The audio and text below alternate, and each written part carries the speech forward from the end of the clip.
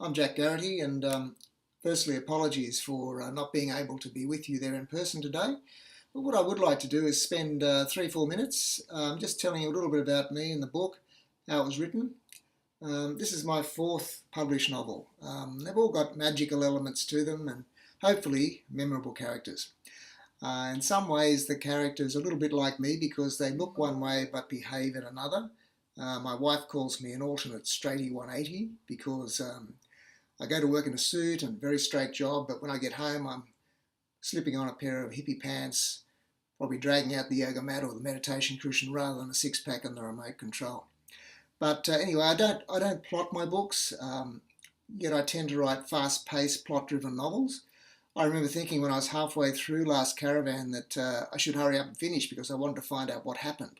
And that's usually how it works. I've usually no idea. And that's probably one of the reasons why I'm also fascinated by creativity. How does creativity work? Where does it come from? What is this flow state and how can I live there forever? All that sort of stuff. But we're not here to talk about me, obviously, just to talk about the book. So Last Caravan is essentially a story about two sisters, two princesses, in fact. One of them is our protagonist, who's called Nia, and she's shown very fully, I think, in as the cover of the book. She's quite well depicted there. She's got a passionate belief in destiny and allows magic to work through her, while her sister is the opposite. She uses magic for her own sake and is corrupted by it. She even sold Nia into slavery just to make her power absolute. It is a quest story, but it's a quest story for someone, not something. And that someone's the new Taurian. The Taurian's the leader of a fictional collection of kingdoms called the Commonwealth. And when we join the story, the old Taurian is dying and the search is underway for the new one. That's always a bit difficult because the new Taurian is only revealed through marks that appear on their body, and no one knows when that's going to be. It could be anyone, anytime. So, but however, Nia and Shayla have heard of a prophecy that says the new Taurian will be declared inside a caravan of 800 refugees fleeing to Carmel Sara ahead of the invading army.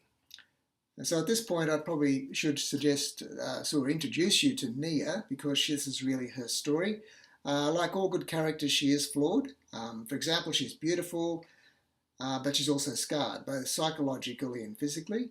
She is courageous, but also headstrong, independent, and with zero trust levels.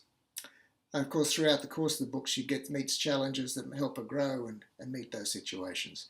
Nia wants to save the Taurian, while Shayla wants to kill that person before they can declare themselves. In order to find the Taurian, Nia and her mother take on jobs as cooks inside the caravan, cooks and healers, so that they'll be there when those marks appear. Whereas Shayla sends assassins and armies and beasts and monsters in order to prevent that happening and kill that person before they can take on that role as Taurian. There is a romance, of course, but like everything else in this novel, it too comes with a twist.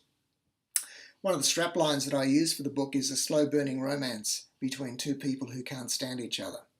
And of course, through that journey, Nia is forced to learn to trust and finally to love. Opposite her is Caleb. He's a disgraced commander in the Commonwealth Army who's been wrongfully jailed for treason. So him and a small group of his men are put in charge of protecting the caravan against the marauding bandits and slavers and advancing army. In short, a suicide mission, but he's desperate to prove his innocence, and his sense of duty is in constant battle with guilt and rage.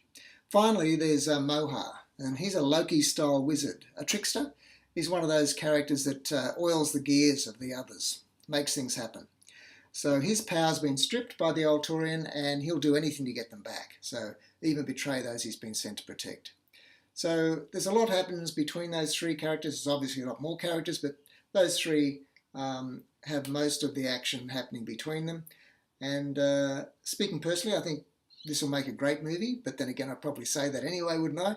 But as we know from research completed last year, just in fact, movies with female leads are on a steep growth curve of profitability and audience numbers. So I think this could be another one of those.